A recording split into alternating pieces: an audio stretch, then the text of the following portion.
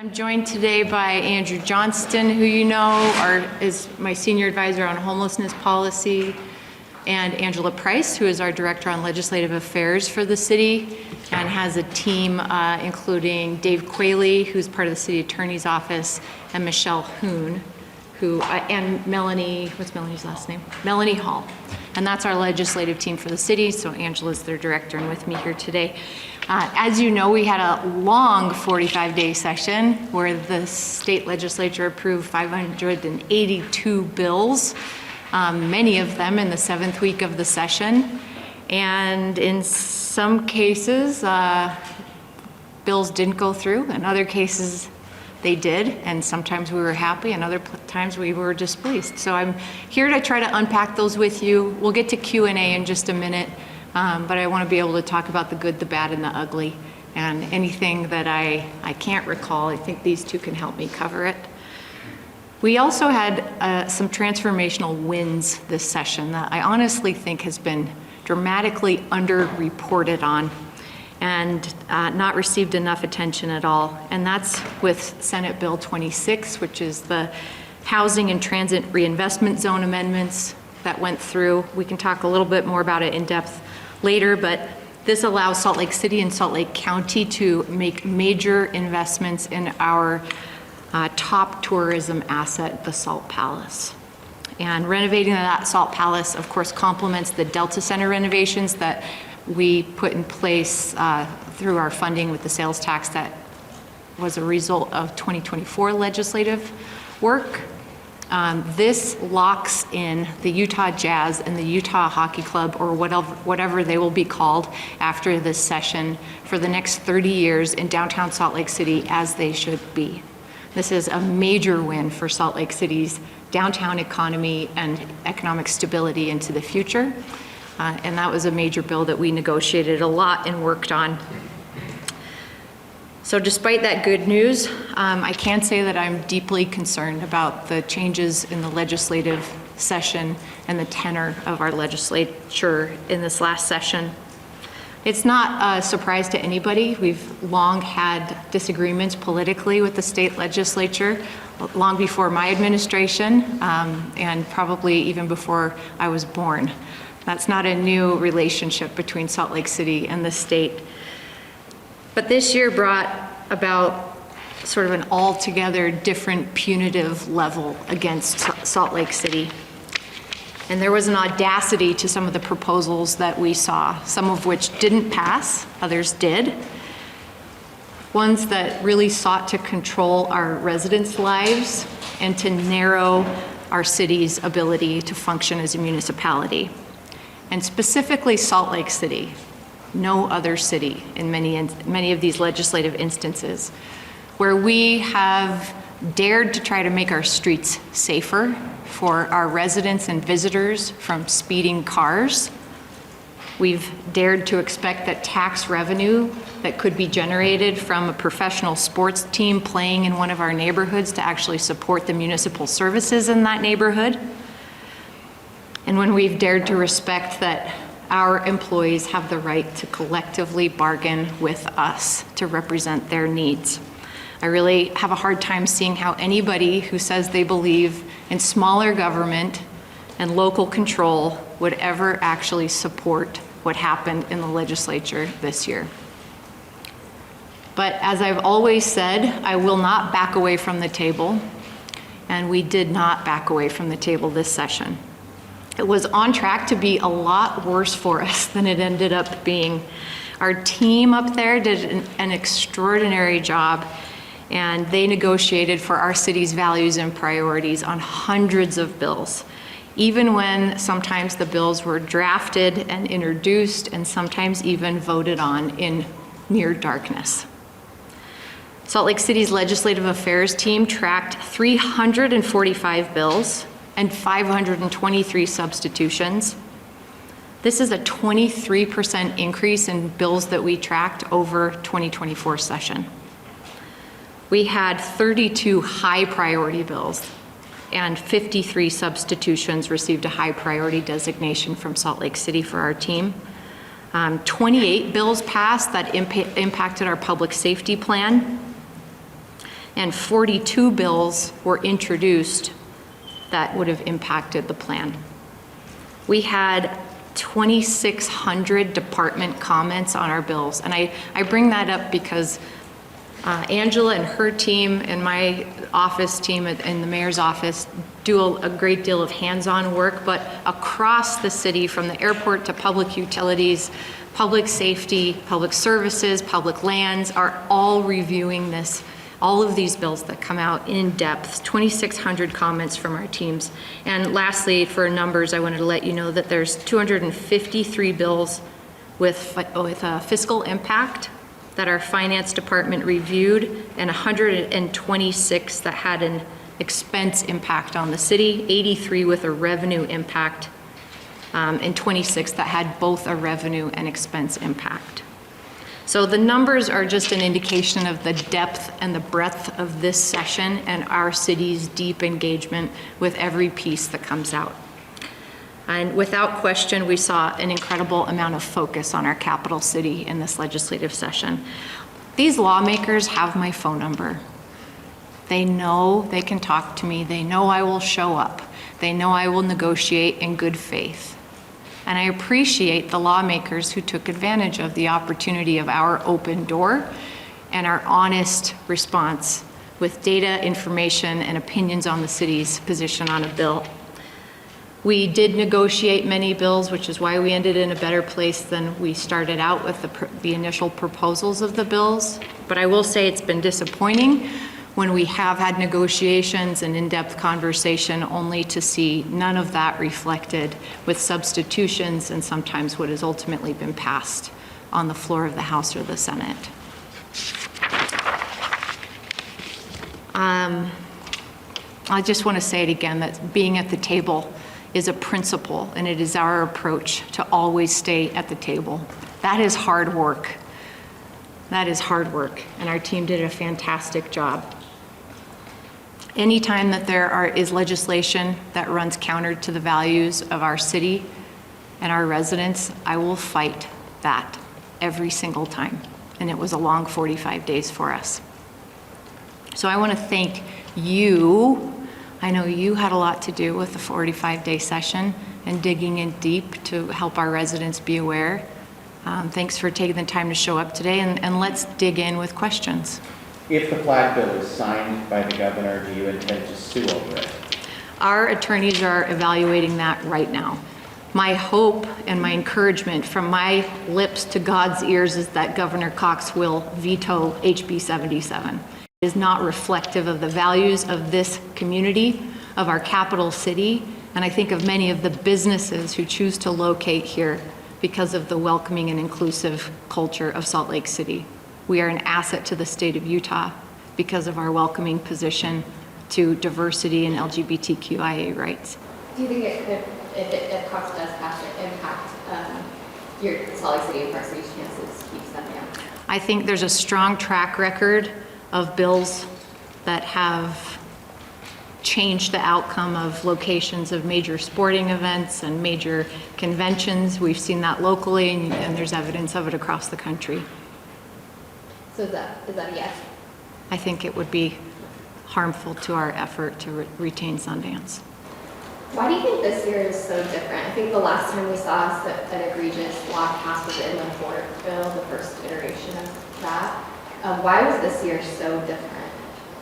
So much maneuvering to assert control over Salt Lake City. You know, I think that I actually agree with Bob Gerke on his narrative a week or two ago that they've been working, the legislature has been wrangling increased power since Greg Hughes' time, in my opinion, and has on an annual basis been passing or changing their ability to influence what happens in municipalities, what rights our citizens have to raise their voices. And that I do think that this has been gradually escalating power.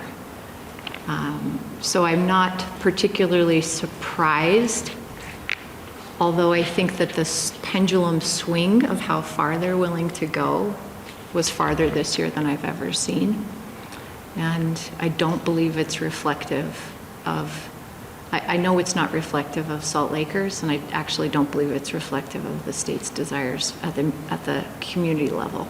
Is it a political climate thing? Is it the Olympics are coming here? Is it just the legislature's taking more interest in how the capital city is run? Like, what is it? It is all of that. Let's talk about those three. It is a political climate issue, in my opinion. There's a federal political overlay. There is a divided America. There is a lot of attention on Salt Lake City and growth happening here, from the addition of our Utah Hockey Club to the assurance of the 2034 Olympic and Paralympic Winter Games, our doubling downtown population, our strongest economic recovery coming out of the pandemic in the nation. Salt Lake City is strong, and there's a lot of good growth that's happening here.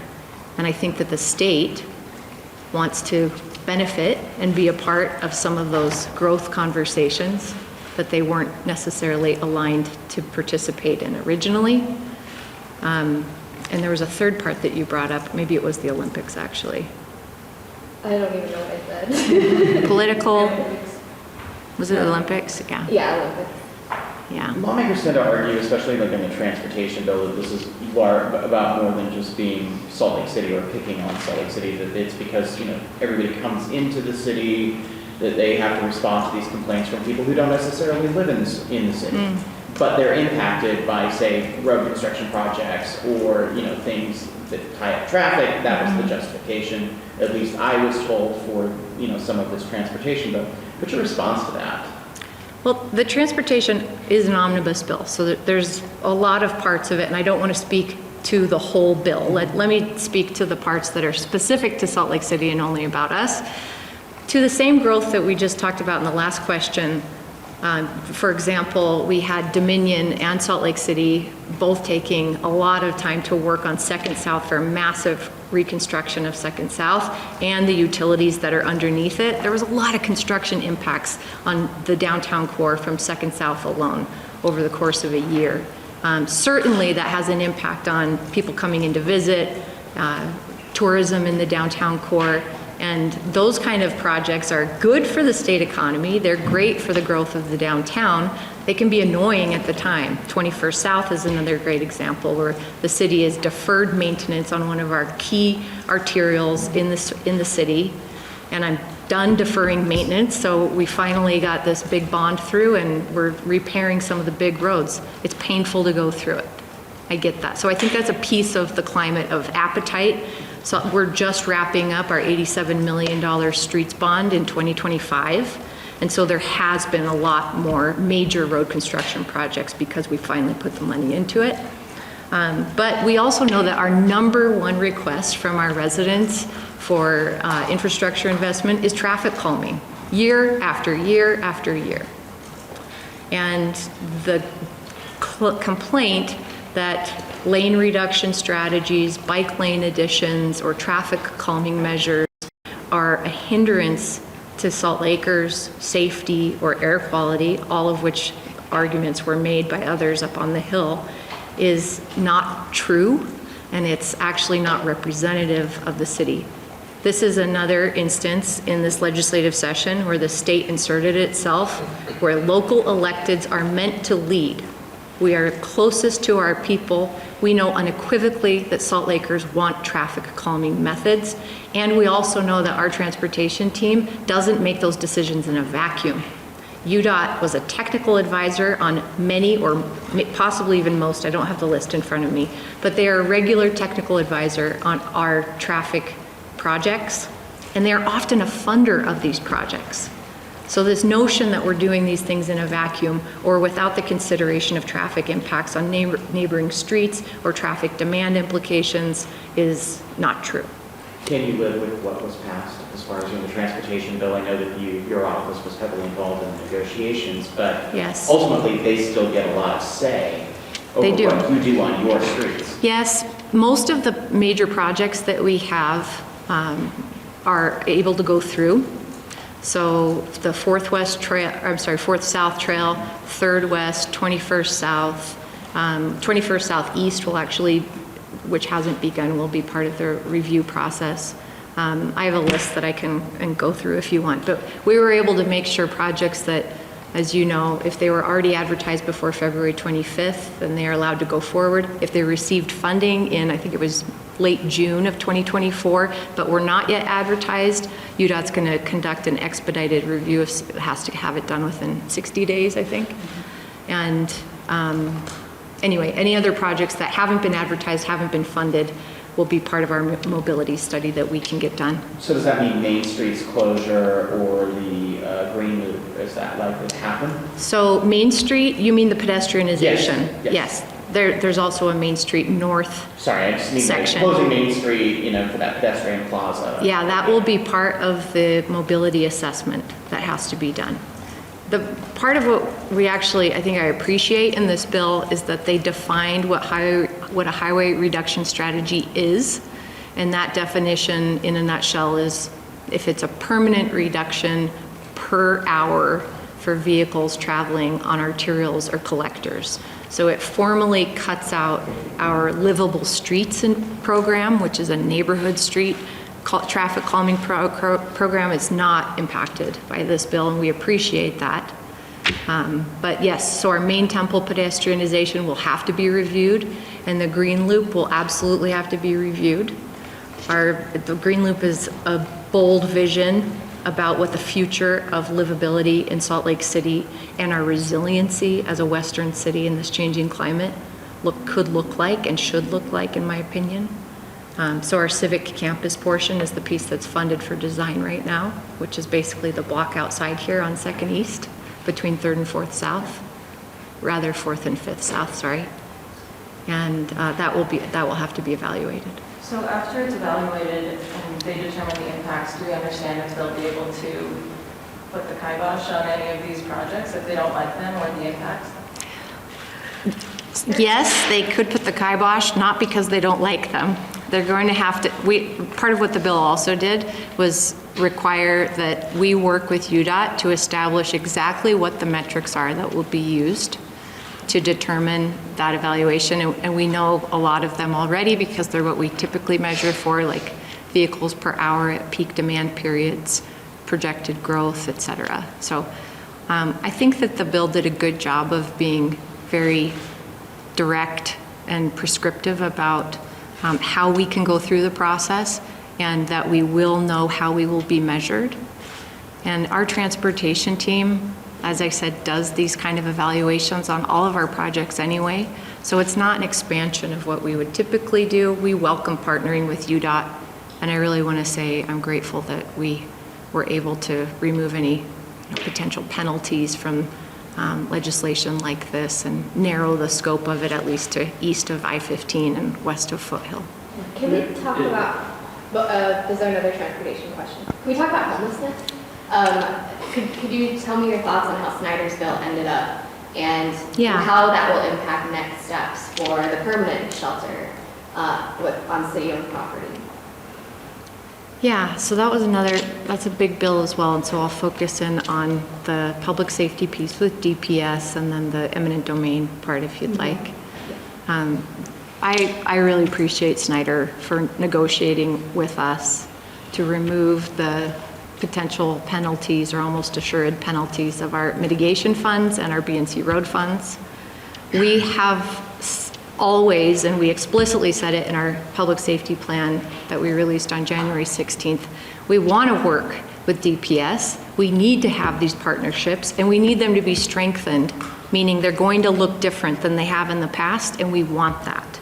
So I've maintained that this bill was unnecessary to require that of us, and I think that's how we were able to get the bill sponsor to pull back on the punishment end of it. They know we want to do this.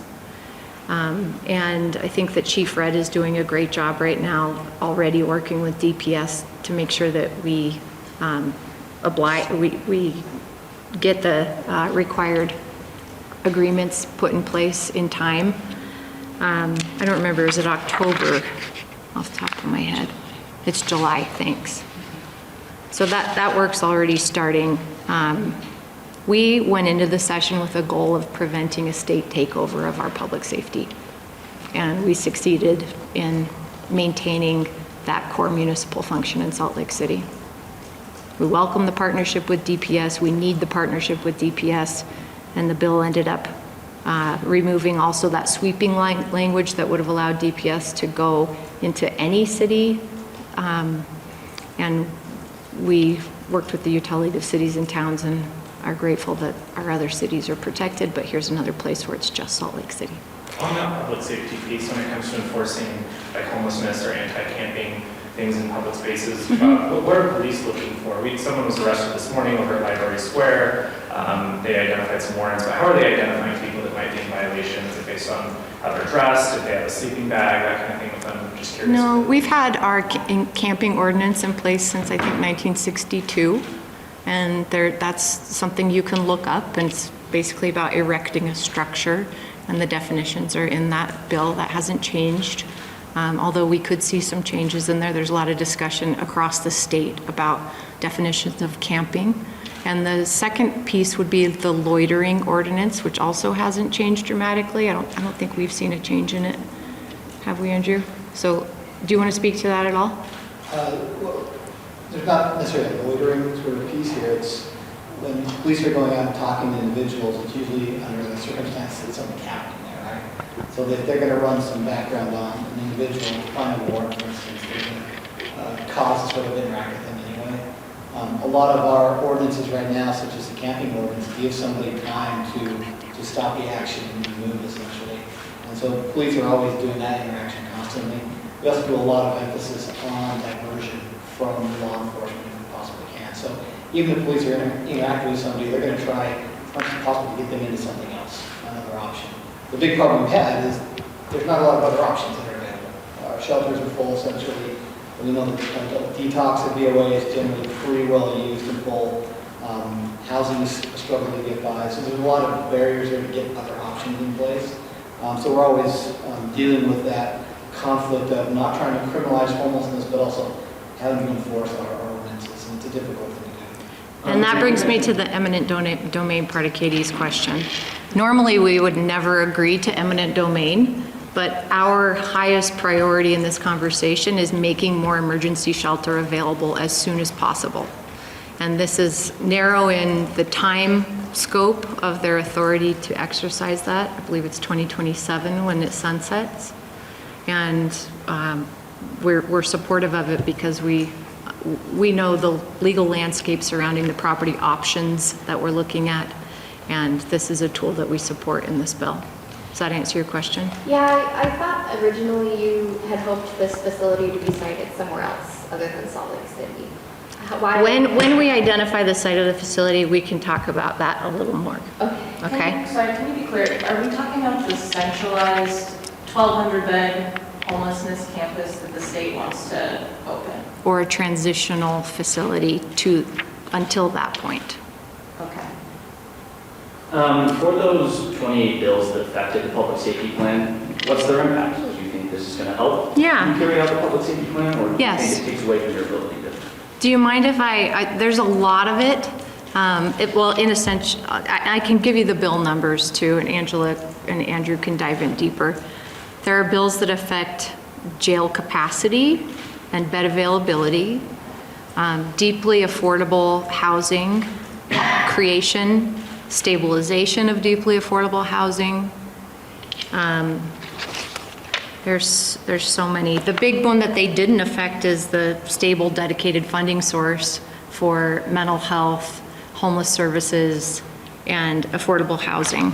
And that ongoing revenue is so absolutely critical and really didn't see the light of day in this session.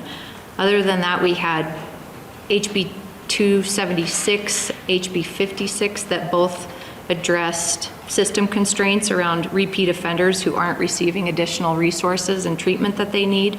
HB 312, where around people who are booked and quickly released from the Salt Lake County Jail due to overcrowding. That bill touched on that. HB 199 was getting at the severe shortage of mental health, behavioral health, and substance use treatment resources. Salt Lake County hosts nearly all of those regionally available resources, which is a part of the context of concentration in this conversation. And HB 329, severe shortage of affordable housing options statewide and stabilizing cost-burdened renters. And then that shortage of emergency shelter beds was touched in that bill too. And a great many others, but does that give you a good sampling? Yeah, and what are your feeling about those bills? Do you think this helps you carry out public safety? Or Yeah, we've never had such a prescriptive plan in the state of Utah about what is actually needed right now across the spectrum of government and service provision as the public safety plan gives. And that's why when I was asked to say what the plan is and explicitly call out the gaps in the system outside of my municipal control, I was very happy to put that plan together. That was a big team effort over the holidays with my amazing team, and I'm very happy with the outcomes that in the legislative session that reflect this explicit plan. I've always said it's not an a la carte menu, and in order for us to achieve the changes that are desperately needed for those individuals on the street and demanded by the state, we got to do it all. And this is not all of it. The funding is a major gap. But we took a big step forward in the legislative session. I'll also mention that our team, Angela's team, who've been, I think, taking some much needed time off a little bit after the session, are putting together a summary of the public safety plan and the legislative changes. So we'll put that on the website where the public safety plan is, and you'll see that in the next couple weeks. Aside from the funding, is there something else you would have liked to see from the session that you called for in your plan that you didn't get? The funding is the number one thing that comes to my mind. It unlocks so much that we have never unlocked in the state of Utah. Could be ongoing philanthropic commitment. It could provide the safety for other cities to know that if they become part of the system, whether that's with a homeless resource center or permanent supportive housing location, that they're not stepping into a system perpetually in deficit, that they're stepping into a functional supported system. That doesn't exist here, and it's never existed in the state of Utah. The funding is the key. We know what we need to do, and for the last 2.5 years, the state, the county, and the city have all been on the same page, finally, about what we want to do and we must do. Now we need the money to unlock it. House Bill 360 allocates $10 million to Salt Lake City to promote starter condos, townhomes. Yeah. I just want to see what is Salt Lake City's plan to use that money. I guess what are some of the first steps that you would take with that funding? Gratitude for Steve Waldrop for his work to help make that happen. It was a bit of a surprise to us, honestly. We were not deeply involved in that conversation, but I think it reflects the trust that the state has in our capacity to use those dollars and get them out to mean front doors for people. So we've now surpassed 6,500 affordable housing units that are open. There's 1,500 more in the pipeline from the funding we put out in the last year. And this 10 million will be able to glide right in with our systems with the notice of funding availability that our redevelopment agency does every fall, which is always over requested for the amount of money we have. I think it's going to be, it's going to fit in very nicely, but it'll have to go through my office and then through the city council, either through their role as the RDA board or as the council to approve whatever recommendations we have. So yet to come on what those recommendations will be. Emily? I've got a question. I mean, you mentioned the historical headbutting between Salt Lake City and the state, and I'm wondering how you view the city and state's relationship going forward, because, you know, you said it's important to be at the table, but it seems like they don't necessarily respect Salt Lake City's seat at the table. So what do you think Salt Lake City's strategy should be going forward?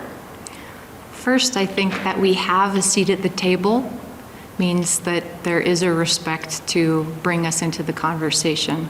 Sometimes we've had to insist that we have a seat at the table. Other times we're invited outright. Either way, we show up and we end up at the table. Our voices are included in what you hear on the floor often by the sponsor of the bills, that they've been working with Salt Lake City, or they know we have concerns here, they've changed their bill in that way. So I don't think that there's evidence that we are disrespected outright by the state legislature. And yet, there is more arrows pointing toward the city than we have seen in my 12 years in City Hall during legislative sessions. I think that points back to, as I said earlier to Katie, there's a lot of good things happening in Salt Lake City that are going to stabilize not only the city, but the state and the region if they are successful going forward. Economically stabilizing, affordable housing expansion so people can actually live and work here. The strong airport that we opened a few years ago, the Olympics that are coming, the national brands that are coming in here. We opened another headquarters this week downtown. There's a lot of good happening here, and the state wants a piece of it. So what's the strategy? The strategy? Yeah. I have built, and I hope you would, I hope you ask the speaker, the president, and the governor what they think of my relationship working with them. But we've built very strong relationships, very honest, and that operate, I believe, based on respect for one another. When that respect is violated, I appreciate that we talk about it. And we've had those kind of conversations since January, the first week of January. And I feel that I have a direct line to the leaders in the state to influence the legislation and the changes that they seek that impact our residents. And we're in a better position at the end of the session because of it. Earlier you said there were 250 bills that impose a cost of some kind on the city. Do you have a rough dollar figure for what this is going to cost the city to implement all these bills? So our finance team and our attorney's office are working through that right now. I don't have a total for you, but I think that's something we'll be able to get you. We build the budget at this time of the year also, so it's always something coming out of the session that we're evaluating so we can build a balanced budget that reflects unfunded mandates and things. I just don't have that dollar amount for you yet. How confident are you that you'll have the resources you need to pay those costs? I have always presented a balanced budget to the city council, and I will always do that. Mayor, can you give us? What it takes to get there, I don't know just yet. We're in the 10th day of building the budget, and I'll present it the first Tuesday of May to the council, okay? Can you give us a rough timeline on back to the eminent domain and the homeless campus site? Like, what's the timeline on when that will be announced? If I knew, I probably couldn't tell you, but I don't even know just yet. Anybody else? Fluoride, nothing?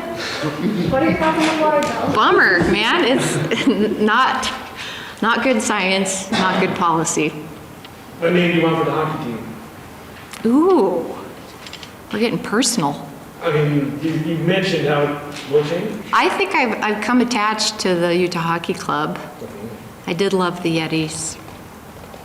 I'll leave it at that. Yeah, Emily, real question. Real question, yeah. I don't know if you've seen this, but in Texas, a state that our Utah leaders really seem to admire, there is a bill going through their legislature to make Austin the District of Austin and have the state take control of their capital city. And they've cited a lot of similar concerns our state leaders have about Salt Lake, public safety and general whatever.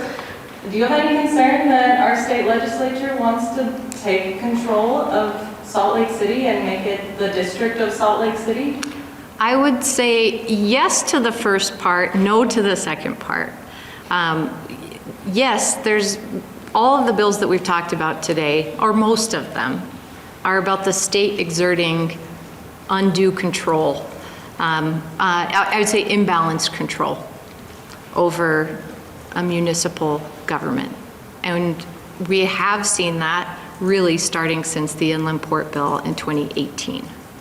We've seen a few iterations of statewide necessity or statewide need expressed through control and takeover. whether that's municipal authority, funding, or a combination, yes, we are seeing an increased appetite for the state to take over local control. And I'm grateful for our 270 plus cities and towns in the state who stand with us on opposing those measures. But am I worried about the state creating a district of, is that what your question is? I never eliminate any concern from my list of concerns, but that's not one that's currently on my mind. I take the bills as they come, and I work on the relationship as a whole. We don't just talk during those 45 days. And you know, I've told you all since 2020 when the pandemic started, you know, I call them when I'm going to make a decision that I think is going to irritate them and piss off the legislature. And I call them and give them a heads up because I respect them in their positions, and I would rather talk through it with them than have them read it in the headline you write and then text with their friends about it and not talk to me. And those are always appreciated conversations. Sometimes they're difficult, and the best ones are long, where we end up talking for 50 minutes about the decision that I'm going to make, and I learned something about an unintended consequence I hadn't thought of, and I think about a better way to get at my goal without necessarily potentially triggering as many impacts and consequences for the city. This is a long time of building relationship between the city and the state, and these 45 days resulted in a better outcome because of that. When you asked about strategy, that's probably a better answer. Thank you all for coming. If you'd like to continue the conversation, join us at the S.J. Quinney School of Law, University of Utah, for the Stegner Symposium. That's where I'm going. Air quality initiatives. It's going to be fun. Thank you, ma'am. Yeah. Thanks for coming out. Happy Friday. Happy Friday.